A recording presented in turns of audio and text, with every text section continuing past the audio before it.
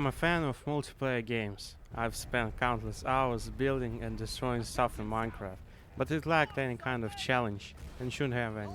It's Minecraft, the game for the unemployed and autistic people. Then my brother introduced me to Left 4 Dead.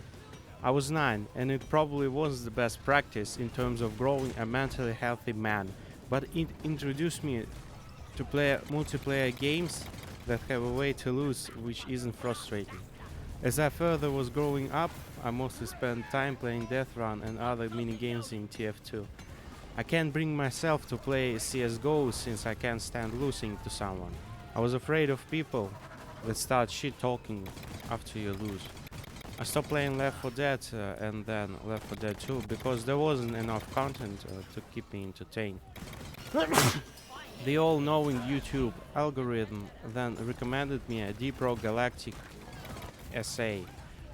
The game pretty much combined everything I loved: procedurally generated content, explosives, and when I joined the mining union, it was the beginning of the first season. I love this game. It has a repetitive game flow, yet every game was significantly different. All mechanics were used to enforce the game flow. You never knew what the level would hold for you. The rewards were always there, down in the mines.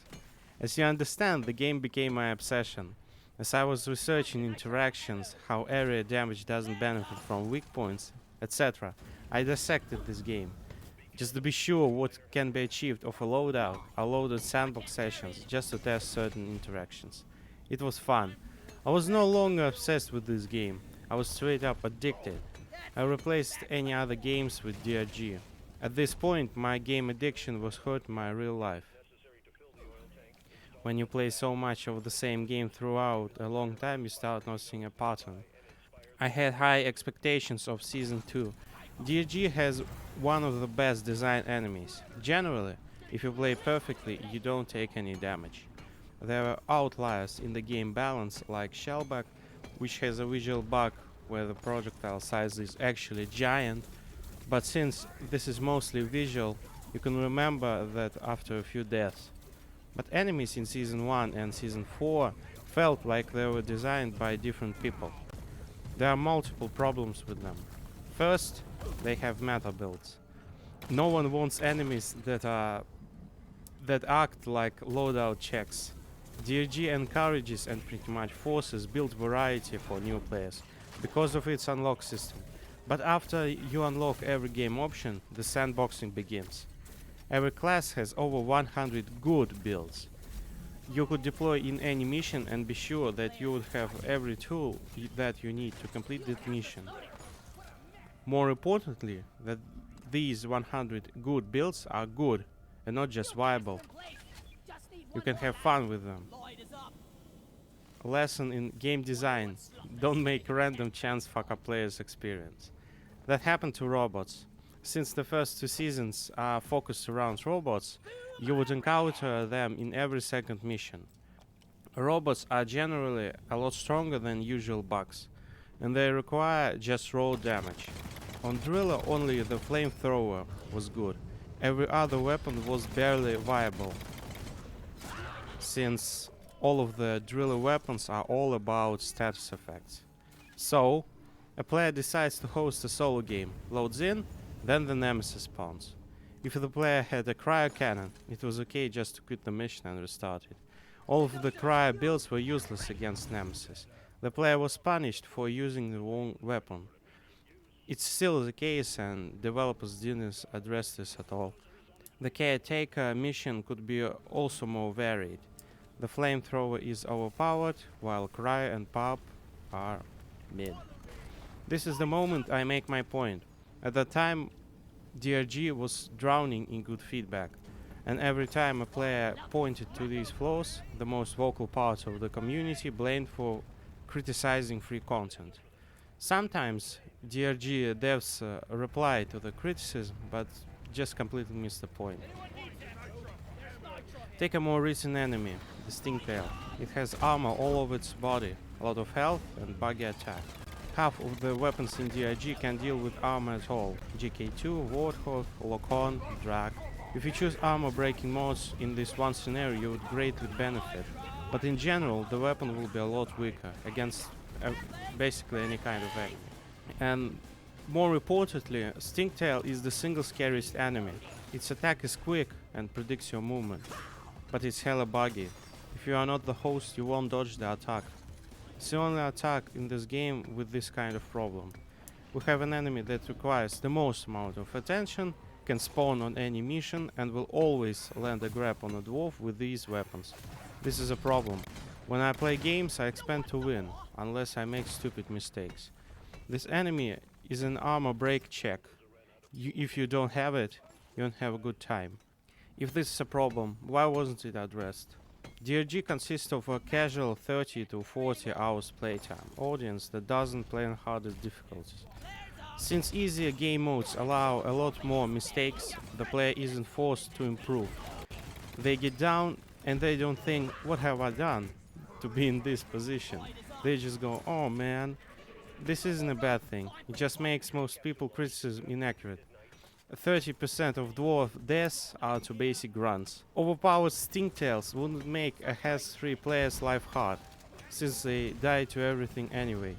This is why the points of the biggest part of the community are just wrong. This manifested in the Stingtail nerf. In that patch, the Stingtail attack mainly stayed the same, but the enemy was less tanky. The problem isn't the tankiness, it's the unreliable attack. When you play perfectly, but then the game punishes you for not being a host and pulls you in the death grunt pit, this is the problem. Developers didn't understand the reasoning behind the problem. Another anti-player example would be TCF, Thin Containment Field nerf. Back in update 34, there was a massive weapon revamp. Axis Chronos made a great rant about it. DRG is all about mining. Driller secondary allowed with the use of perfect timing the mining of big tiles of terrain. It requires a lot of skill, but a bunch of scouts cried about Driller taking their jobs. TCF is basically overpowered, and mining is just a part of it. It also deals an absurd amount of damage. So what did developers do to make it fair? They reversed an older quality of life change. All the materials scatter all around the cave. This balance change doesn't make mining hard or increase the cost of it. Instead of making it more difficult, they just made it waste more time. It feels like, oh, so you wanted to shorten the time to mine that vein? Too bad. Now go run and collect 10 pieces of gold. I'm sorry, but this is lame. Axis Chronos is a great channel, but it drowned in dislikes, while other channels didn't try to call out specific problems, flourished. DRG is a great game, but it could be the best, and it isn't. The game would have been better if a quarter of the content in the seasons was straight up cut or revoked. I really care about DRG, so now it will down in mediocrity. Do you start noticing a pattern? Misinformed player reactions get misinformed developer reactions. This is where we step into another PvE game, Helldivers. It's developed by the Arrowhead, whose slogan is "A game for everyone is a game for no one." The release of Helldivers 2 was incredibly successful. Not everyone knows that the 6 million players weren't Arrowhead fans. In fact, they were Call of Duty fans. They found a game with lots of enemies, powerful weapons, and a great game flow. The decline of player numbers began after the nerf road. Patch to patch, they nerfed good weapons to force variety. For example, players discovered that they could strip a charger's leg armor. It was an okay strategy. It took more time than a straight shot to the head, but allowed lesser weapons like grenades to kill him. Developers addressed it by buffing leg health and nerfing the head. It was supposed to incentivize headshots, but in reality it just forced players to use specifically anti-tank rocket launchers. The problem finally manifested when the publisher decided to make use of numbers and make them register PSN accounts. You must know that after that every fight in the game was tooth and nail. Not because the game was hard, but because it was pretty much unbeatable. You didn't even have enough ammo. This created a situation where the highest difficulty wasn't playable at all. It's okay for the highest difficulty to require a competent team, but this contradicted the player base. The game was advertised as defend managed democracy with overpowered weapons, and the community of Call of Duty players met a massive struggle. They didn't want to join in. Difficulty scaled non-linearly, but mainly only the amount and frequency of enemy spawns changed, while their health and stats remained the same. So the experience from all difficulties was kinda the same. This is where we enter frustrating enemy design. Remember Stingtail? Now imagine almost all of enemies are like this, and to make it worse, almost all of your weaponry is useless against them, especially on the bug front. There is a random seed unknown to the player. One day there will be mostly hunters, which any weapon can kill. On the other, bile spurs or hive guards, where literally half of your weaponry is useless. The player basically has no agency and is forced to use exclusively the other half of the weapons, or they will be punished on any difficulty. It doesn't value player's choice. The solution is extremely simple. Give the player a notice on what type of bugs will be on the planet. There are already scanners on the Super Destroyer. There is no good argument for why this isn't the case. While these are mostly subjective points, a lot of time Arrowhead act hypercritically. They reason that the truth flag is just a flag and will stay a mediocre weapon because morale boosts are nonsense. Yet cyborg agitators do exactly that. They buff robots. Arrowhead isn't making the best game. They are making a game based on how they feel like. They don't listen to player feedback, and every time they claim they do, they don't. They make changes like the famous 60-day plan because player numbers dropped enough for the publisher to notice. Only after the player base stopped giving them money did they falsely confess to listening. When the coyote was added, players liked it. But then players realized that because they loved it, devs might nerf it. The devs said they wouldn't, only to then increase enemies' resistance against fire. They couldn't help themselves. They just had to nerf what the community liked. I can respect going against mainstream opinions, but hiding balance changes from patch notes feels like Arrowhead is scamming its own community. The last straw was the infamous charity event. A player offered to donate $1,000 to charity if the devs just play their own game on the bug front. The defenders of the multi-billion company proceeded to dox him and send him death threats. Arrowhead never did anything to stop these kinds of people. All they did was hire moderators that banned people based on Glaze Diver or Crive Diver mentions. Toxic positivity is a lazy developer's excuse used to protect themselves from the need to fix broken mechanics.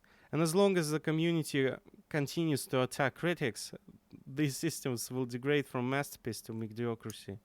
Play good games, don't become cultists. Sometimes I feel lucky for not being in any kind of community, because being a part of when monsters like this aren't shamed out, but encouraged and cultivated is horrible. Guys, do not make yourself an idol.